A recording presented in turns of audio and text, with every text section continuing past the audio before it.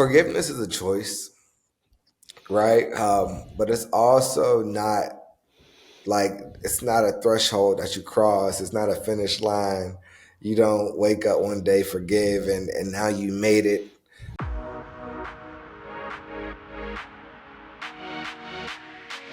Well, Leon Ford, welcome to the L3 Leadership Podcast. Man, it's such a joy to get to know you. We had lunch maybe 2 months ago, and I was telling many people since that was one of the highlights of my year in 2023. And it's just such an honor to get to know you. And obviously, after meeting you and hearing your story, I'm like, everyone on the planet needs to hear this. And so really looking forward to the conversation, brother. Oh man, thank you, Doug. And your leadership and everything you're doing with L3 is very inspirational. And so I'm happy to be a part of the family, man. Let's go. Well, let's dive in. And again, I've kind of shared, but you have an incredible story, which has actually been documented in a book that you came out with last year called An Unspeakable Hope. And the tagline is Brutality, Forgiveness, and Building a Better Future for My Son. And so that's what I'll then go out there for listeners. And why don't you just kind of unpack that for us? What's your story? Absolutely. So when I was 19 years old, I was shot 5 times by a Pittsburgh police officer. Once in my neck, 2 times in my chest, once in my arm, and once in my hip. And one of the bullets that went through my chest actually paralyzed me. So you can't see it now because, we're like chest up, but I'm actually sitting in a wheelchair right now. So I lost my ability to walk.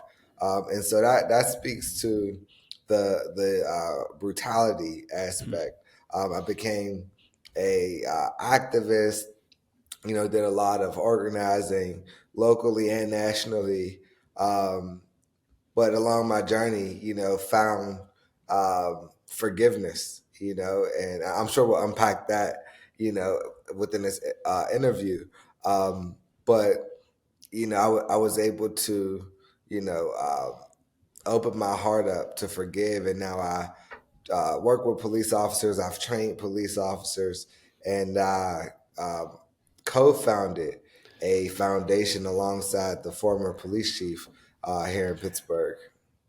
Wow. What's the foundation called? It's called the Here Foundation. And the name of the foundation comes from this idea that we don't have all the answers, and so we're actively listening to community, to their needs, and not just, the community, but also what are the needs of our police officers. Yeah, well, we'll unpack that a little bit later, but you just kind of shared an overview of your story, which is incredible. But, that was quite a journey. And so, I want to kind of dive in, after you got shot, you said so nonchalantly, like I eventually forgave. Did the next day you wake up and say, "Oh, it's no big deal," "Hey, I forgive you, it's all good." Like, what was that journey to forgiveness? Like, did you deal with bitterness? Did you deal with frustration, depression? Like, walk us through, the months and years after that happened. Oh yeah, it was, certainly years of depression, years of resentment, years of anger, years of hatred. I, you know, there were moments where I felt completely consumed by hatred. And I remember vividly, you know, waking up in the hospital and looking up the article about me being shot. And it said black teen shot by a white police officer. And I remember going to read the comments, and the comments were extremely racist, racial comments about me, about my family, and it was heartbreaking. And so in that moment, I told myself that I not only hated police officers, but I hated white people. Wow. And however, my nurses and my doctors were so nice to me. They took such good care of me.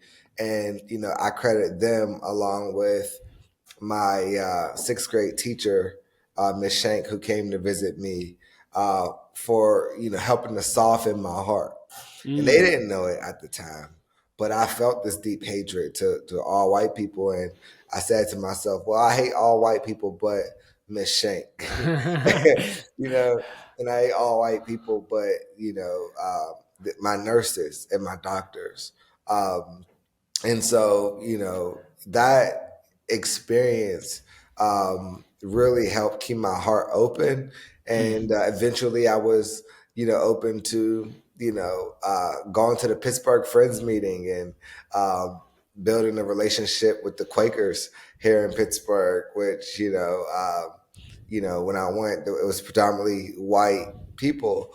And then I would meet some, police officers who, you know, saw my humanity, and they would, talk to me, and they would say, man, this is, wrong what you experienced and things like that. And so, I took a liking to those people, and I realized that, sometimes we experience things in life that makes us, judge a entire group of people. Um, which is, sometimes, it could be justified to that person experiencing that pain.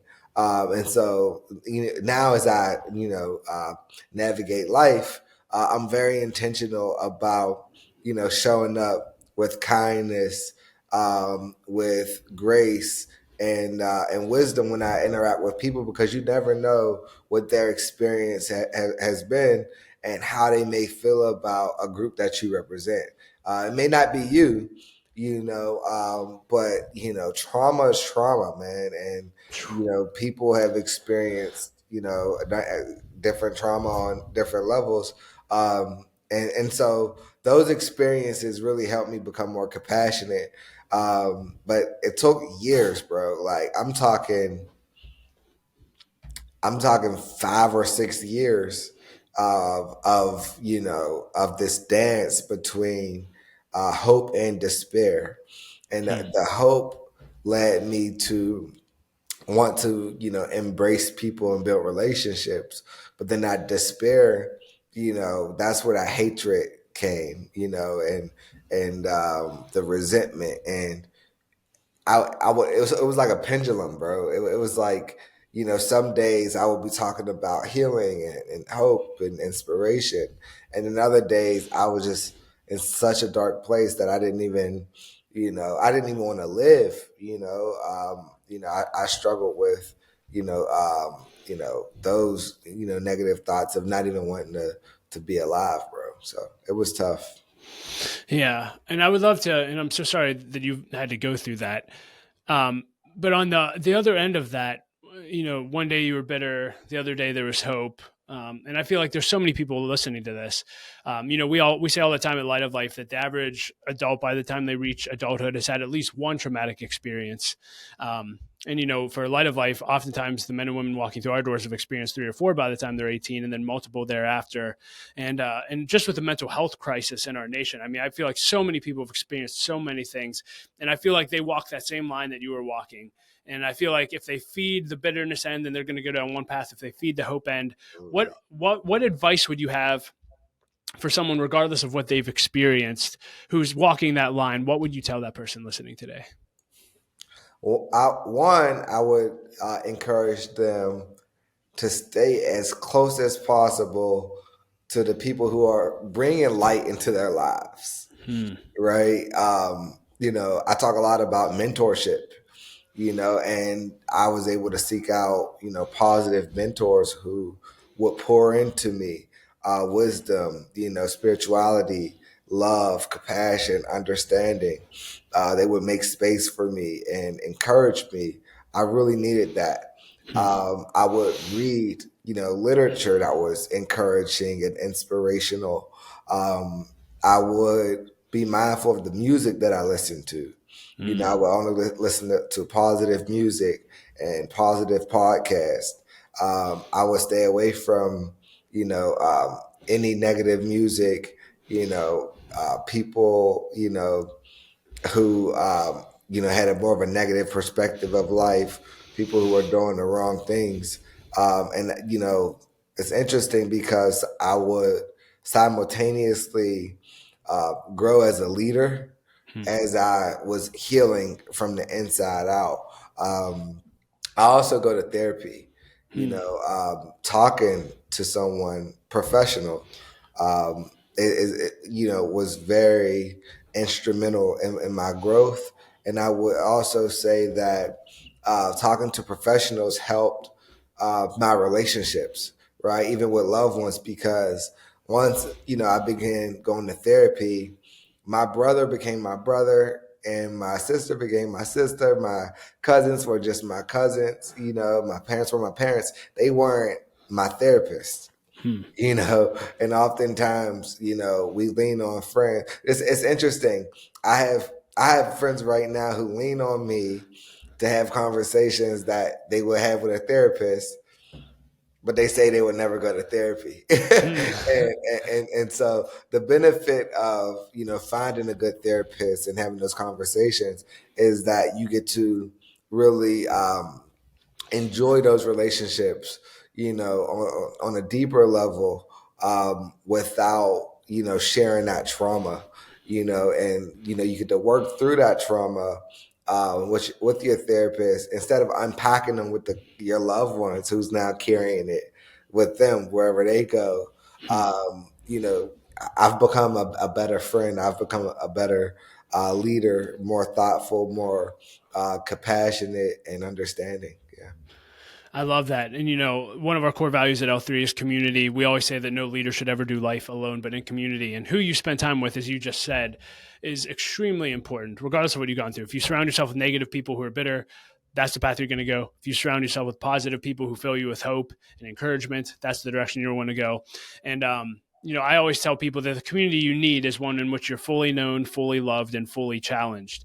Absolutely. And fully known is just you can be yourself, share anything. Fully loved is you're going to be loved unconditionally, regardless. But the third part, and I want you to share a story here, is fully challenged. And I basically tell people, sometimes we need a hug and a pat on the back, but other times we need slapped in the face. Yeah. And I know you had a circumstance come up where you went on a social media rant, and I believe a few mentors who loved you fully and know you fully also challenged you fully, and that ended up changing your life. Can you share that story? Absolutely.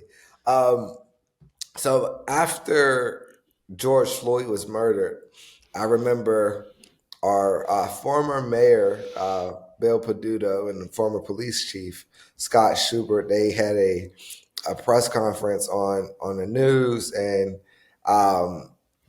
something about this press conference triggered me. And I went to Twitter, and which is now X. And I kind of went on this rant. Not kind of. I did. I went on a rant. Not kinda. Yeah, that's funny. I went on a rant and called them racist. Called the mayor racist. Called the chief racist. I said they didn't care about black people and all these things. The interesting thing about that is there was like this instant gratification to be divisive, because each of those tweets got hundreds of retweets, right? And so I was kind of encouraged to dive deeper into that darkness, right? Yeah. However, two people reached out to me. One was John Henney of Henney Jewelers, who was near and dear to my heart, man. He's like one of my closest mentors.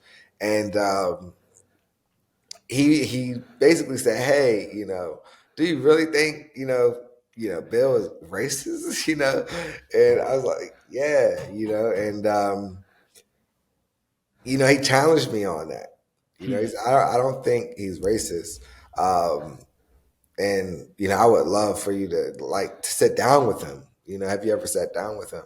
And I had not, and John basically, facilitated a meeting between Bill Peduto, Dan Gilman was there, and myself, and we just hit it off. I mean, Bill just he just texted me today his article that he wrote.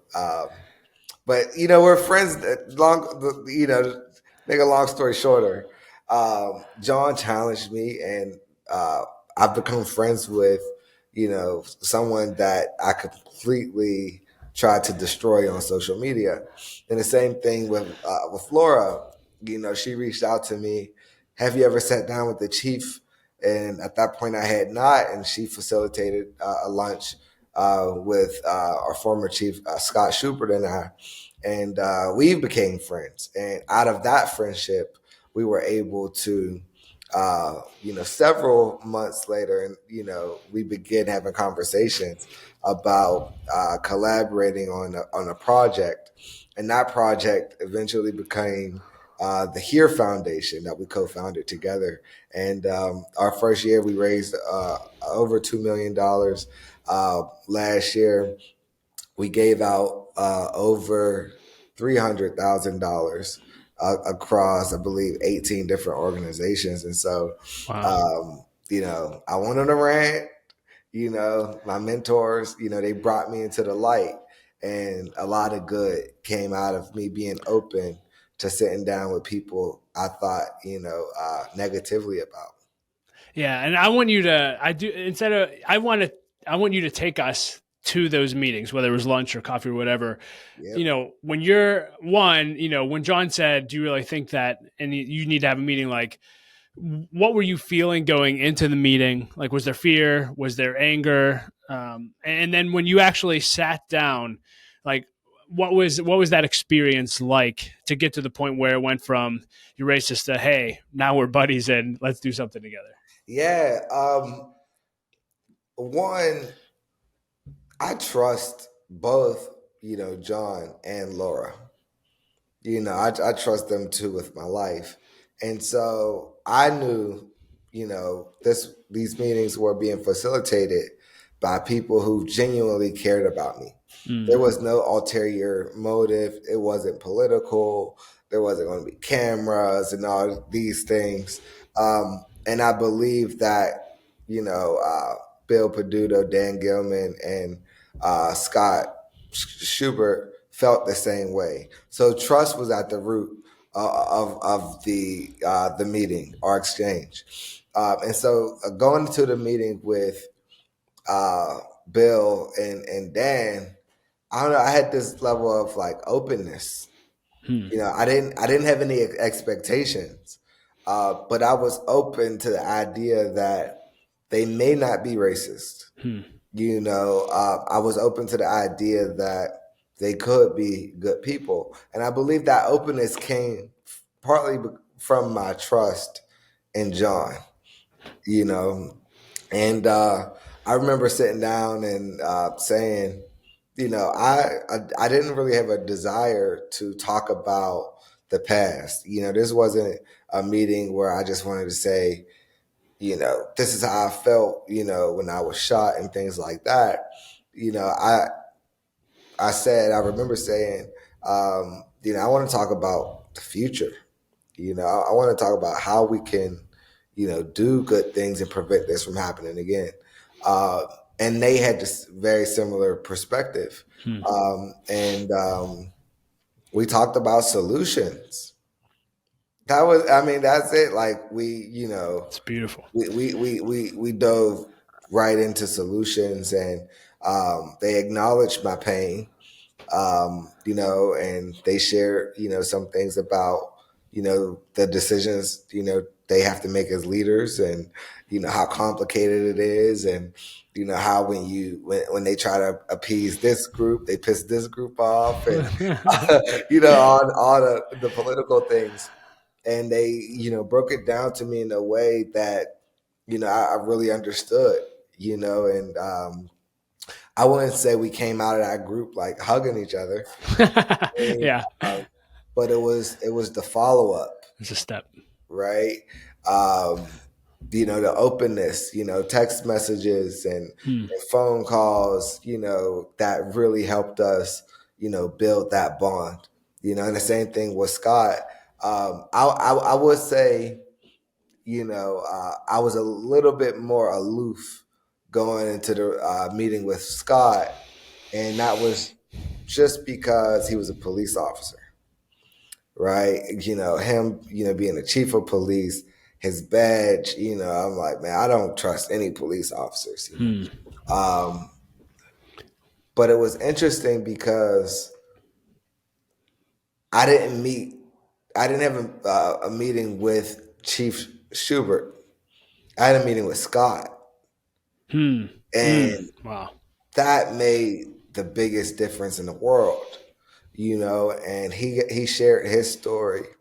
I shared my story. He shared his love for Pittsburgh and for his father, who was a Pittsburgh police officer, and how he looked up to his father, and that's what inspired him to become a police officer. We had so many similarities in our stories, um, and I think that is what really opened up my heart. To get to a place where I consider Scott a friend and was open to collaborating with them around the Hair Foundation. Yeah, there's so much I want to unpack there. The first question that comes to my mind is just what did you learn through this journey about judging or judging others? I feel like we live in a culture where that's all we do, right? It's like whether it's judging someone, and we're judging all these people we don't know their intentions. We're judging them based on one little snippet of their life or one decision. Like, I'm just curious, what have you learned about judging, and what advice would you give to people Yeah, who may judge often and get the retweets and get excited and yeah.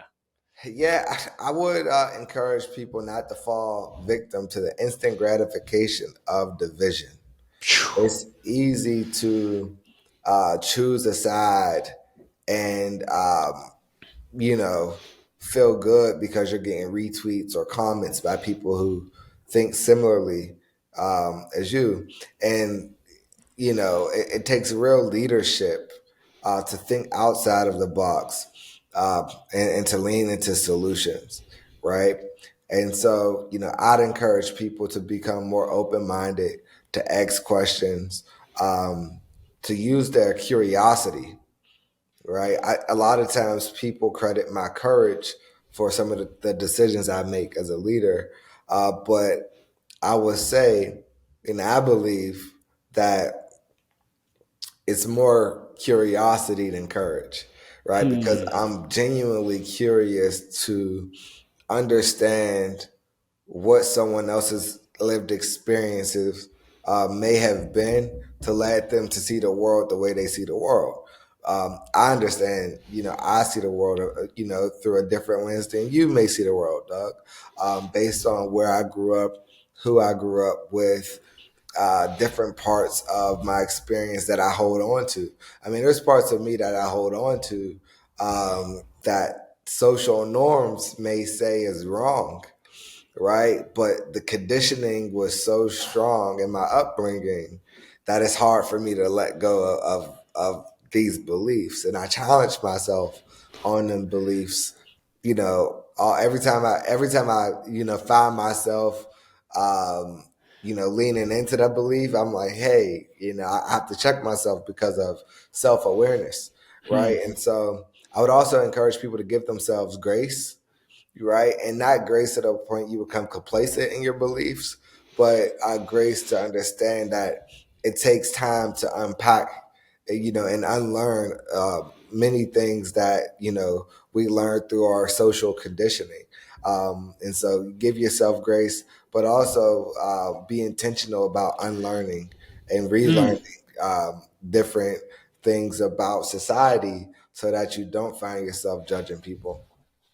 That's so good. Our executive director at Light of Life, Joe Gilliam, is a mentor in my life, and as I stepped into a new role under him, he just said, "Doug, lead with curiosity," and he said, "Let me give you three beautiful words to lead with. Help me understand." Yeah. Don't go in trying to do just, hey, help me understand what you do, help me understand your perspective. And man, that's been so beautiful. And just with what you've been sharing and the meetings that you had, I heard Mr. Rogers said once that there isn't a person on the planet that you couldn't learn to love if you just heard their story. Do you Absolutely. agree with that? Absolutely. Even so, I explored and I played with this idea of generous curiosity. And so to that point, just imagine if we let our curiosity take us to look at the 5-year old, version of, a world leader who may have caused a lot of destruction. right? That 5-year-old version, you know, may have had a Tonka truck or some type of doll and was a typical kid, right? So what happened in Hmm. between being a 5-year-old with a doll or a truck or a teddy bear to, growing up to, take a life, Hmm. right? And I think if we became more curious to unpack, the conditioning or what had to happen in between those 2 points of life, one, we could understand the thinking of, these, people who grow up to be violent. And two, we can maybe catch, um, you know, uh, save their hearts, right, or save their minds before they get to a point of committing a violent act. But it takes curiosity. Too often we are reactive. We see people acting out, in the media, or we see, people going to prison for different things, and we lock them away. And my perspective is more, how can we be preventative, right? Hmm. How can we show up and get people what they need before their hearts become hardened, or before they lose hope in the world. Yeah, that's so good.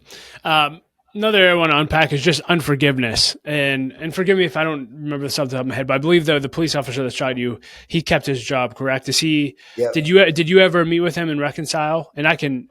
Yeah. Yeah. Yep. Okay. Yep. Yep. So I met with the officer who shot me. Wow, I think that was maybe 2 years ago, Wow. and everybody thought I was crazy. Yeah. But it was really curiosity, right? Hmm. Like, to your mentor's point, can you help me understand? Mm. You know, and not in a sense of like, you know,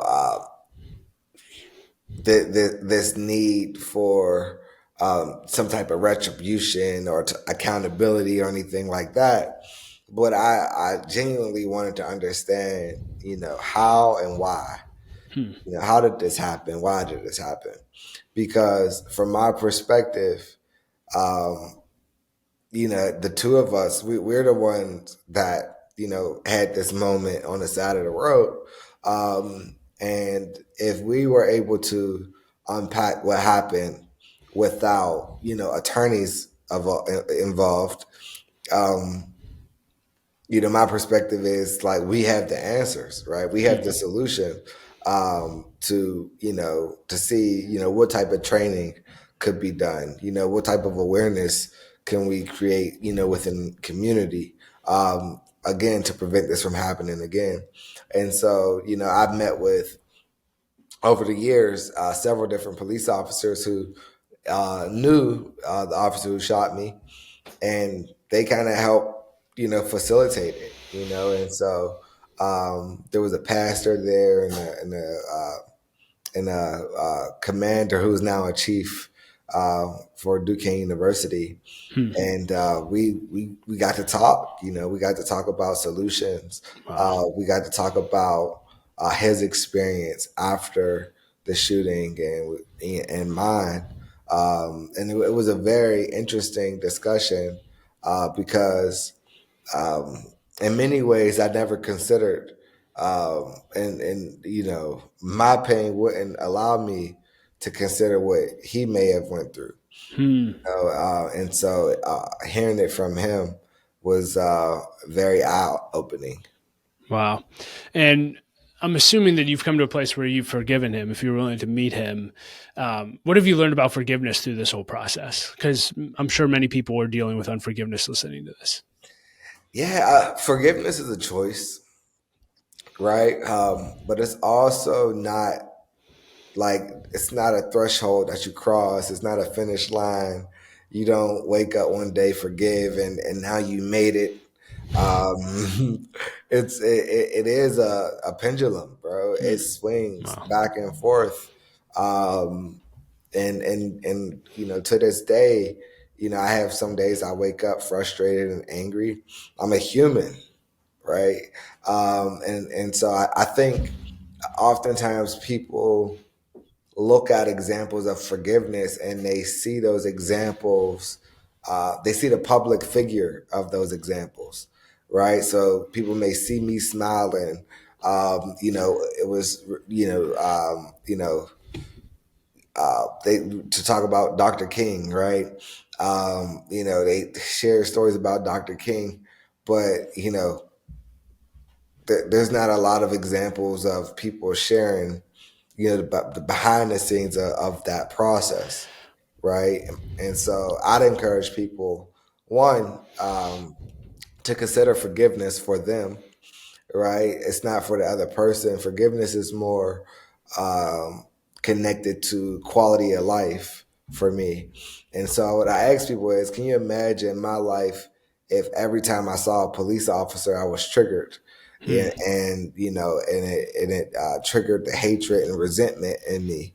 I would not have a good quality of life. I could be at the park with my son having a great time and see a police officer and then completely have a bad day. And I didn't want anyone to have that amount of power over my happiness. And Wow. so I had to take my power back by just letting go. And it's not my, responsibility to be stuck on like what accountability looks like and all these things, and so I let it go. The other thing is, give yourself grace. You can work towards letting it go.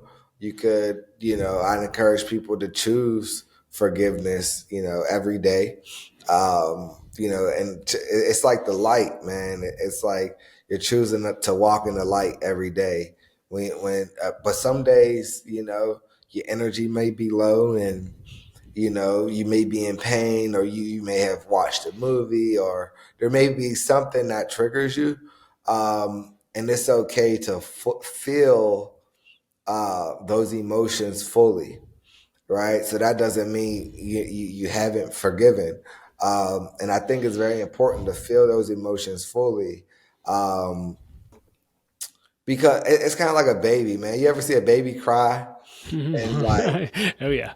they let it all out, man, until they don't even have any more left, and they probably forget about what they were crying about and just move forward. Hmm.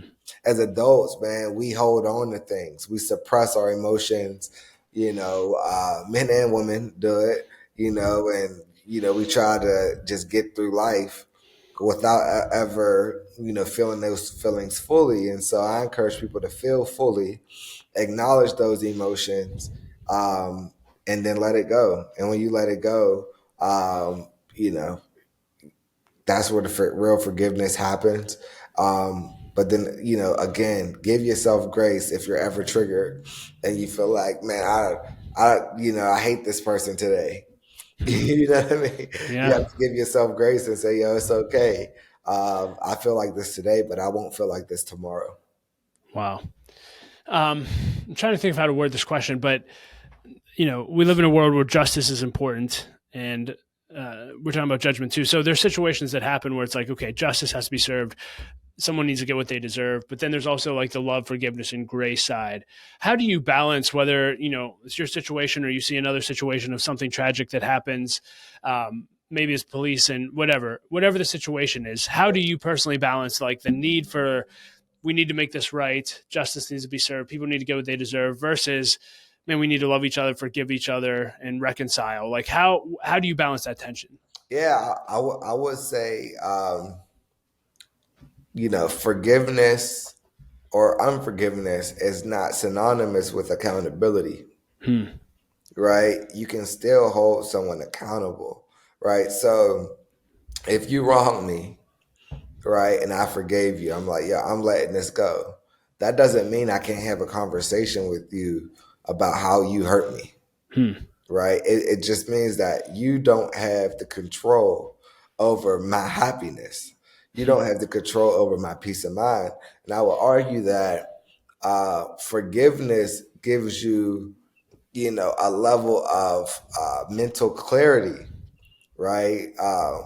To position yourself to fight for justice in a way that, holding on, to that anger and resentment doesn't afford you the opportunity to. It's like boxing, right? I used to box, man, and a lot of people think boxing, is about pure strength and just being angry and being a good fighter. No, it's a science to it, man. When you see somebody get angry and lose their mental clarity, it's over. You know what I mean? They get picked apart, Yeah. and so I'd encourage people to use forgiveness as a tool to help them have a sound mind. And with that sound mind, they could become more strategic, more intentional, more focused on solutions. Hmm. I see it all the time with, activists. And, some activists are so emotionally connected to the movement that it's hard for them to make strategic decisions that'll get them closer to the resolution that they're looking for. Hmm. Wow. Well, thank you for sharing that. One more topic I want to cover before we go into the lightning round, which is a bunch of fun questions I always ask. Man, I've heard you talk in other interviews about just how you've been able through your experience to turn pain into purpose. You've mentioned it several times here already of kind of what you're doing today, but I feel like, man, that's one reason I feel like we connected so well. I have a lot of pain in my background, and to live intentionally and make a difference with that pain makes all the difference in the world. So, can you just talk about what would your advice be someone who's been through a lot of pain on how they can use that for purpose? Absolutely. I would encourage someone, right? If anyone listening to this, if you think about one of the most painful experiences of your life and view it through the lens of solutions, right? Like, how could this have been different? If I could have leaned on anyone and they could have gave me any type of resource, what would that resource have been, Hmm. right? And then you could position yourself, right, as an expert, and as you position yourself as an expert with the solutions, if this is something that you're truly passionate about, you'll feel it in your soul. Like you'll feel the passion, you'll feel the fulfillment, and you become an expert. It's kind of like for my life, almost every experience that I had, even some that I was ashamed of, right? Like when my father went to prison when I was 5, and Hmm. he didn't come home until I was 19 years old. But now I mentor young men and women who have parents who are incarcerated. Hmm. I talk to men, who are incarcerated about how to build relationships with their children, on the outside. I lost when I was 13. I lost my sister, and I help with grief counseling, right? I mean, there's so many aspects of my experience that I leverage to help other people. And for those people who have experienced painful situations, I'd encourage them to again view yourself as an expert, be very authentic, right, and open minded when you are sharing your story, when you are looking at your story, because you never know who your story can help. Come on.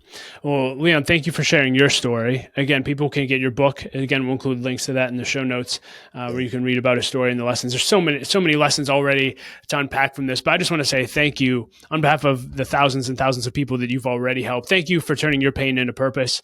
You could have gone a different direction. You could have made it all for naught, but you're using your life to make a difference. And man, that's why I love you so much. And I just can't wait to see Man, how you're used in the future. I love you too, man, and I'm looking forward to seeing you here soon. Yeah. And hey, before we end, we have to jump into the lightning round. So these are fun questions I ask at the end of All every right. interview. The first one is, and Leon was not prepped for any of these. So let's go. Real authentic answers. What is the best advice you've ever received and who gave it to you?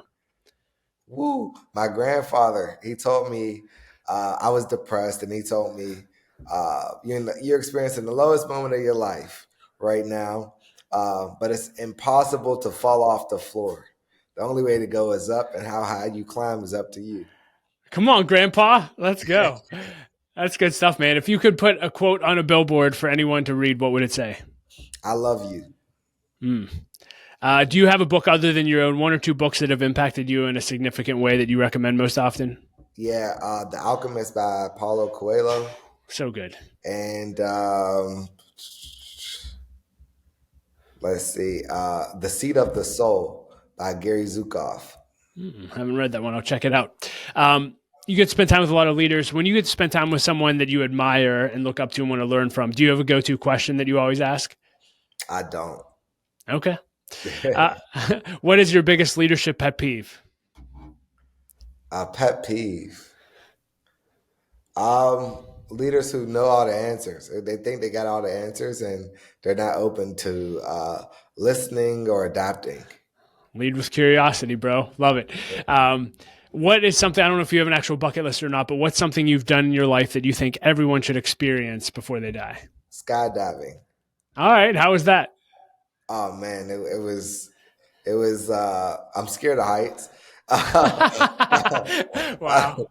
And it was one of those experiences that I tricked my mind into, but it opened me up. I was like, man, if I could do this, I can do anything. Wow. Would you do it again? Oh yeah, have you been? No. All right, So it's on the bucket list. we can go together and film it for we could do like a L3 leadership skydiving thing. Let's go, man. It's like the Tony Robbins firewalk. Instead of that, we'll just jump out of a plane. Exactly. Let's go, man. Well, stay tuned for that, listeners. We'll get that video out as soon as it happens. Yeah, and hold us to this. I'm down. We got to hold Doug to this. I'm in, man. I have to make sure my wife's okay with it, but I'm in, man. If you could go back. She could come too. We'll see if that happens. If you could go back and have coffee with yourself at any age and you would have actually listened to yourself, what age would you meet with yourself and what would you have told that version of Leon? I would say 14. And I would tell myself to just stay focused on your goals and be patient with yourself. That's good. And I know you're a very, very young man, but one day at the end of your life, looking back, what ultimately do you want your legacy to be and what do you want to be remembered for? Yeah, I want to be remembered for just bringing joy into the world and helping as many people as I can help themselves heal. Yeah, so I don't want to be the one to heal them. I want to be like the spark, right? The catalyst that remind them that they are capable of healing themselves. So good. Open-ended. Anything else you want to leave leaders with today as we wrap up? Yeah. So if you could repeat after me every time I speak, I do a pledge. Let's do it. Yeah. So we must give up to go up. We must give up to go up. We must give up to grow up. We must give up to grow up. We must give up on the way up. We must give up on the way up. And give up even more to stay up. And give up even more to stay up. I cannot teach. I cannot teach. What I do not know. What I do not know. I cannot lead. I cannot lead. Where I will not go. Where I will not go. I am. I am. Because we are. Because we are. We are. We are. Because I am. Because I am. I am my brother's keeper. I am my brother's keeper. I am my sister's keeper. I am my sister's keeper. I am destined for greatness. I am destined for greatness. Because I attract. Because I attract. What I am. What I am. In the African language, we say Ashe. Ashe. Ashe. Ashe. Ashe. Ashe. Thank you. Let's go, man. I'm ready to run out of the building. I love stuff like that, man. I might repeat that with my kids. Thank you for sharing. Yeah. I designed a self-care toolkit, so I'll send it to you. Oh, come on. And the pledge is in the toolkit and everything. So Well, Leon, it's an honor to call you friend. Thank you for taking the time to be on the podcast. And by the time people are listening to this, you have already spoken at L3 one day. But thank you for doing that. And just thank you everything that you're doing for people on the planet and making it a better place. Oh, man. Thank you, brother. I love you, man. All right, Appreciate brother. you.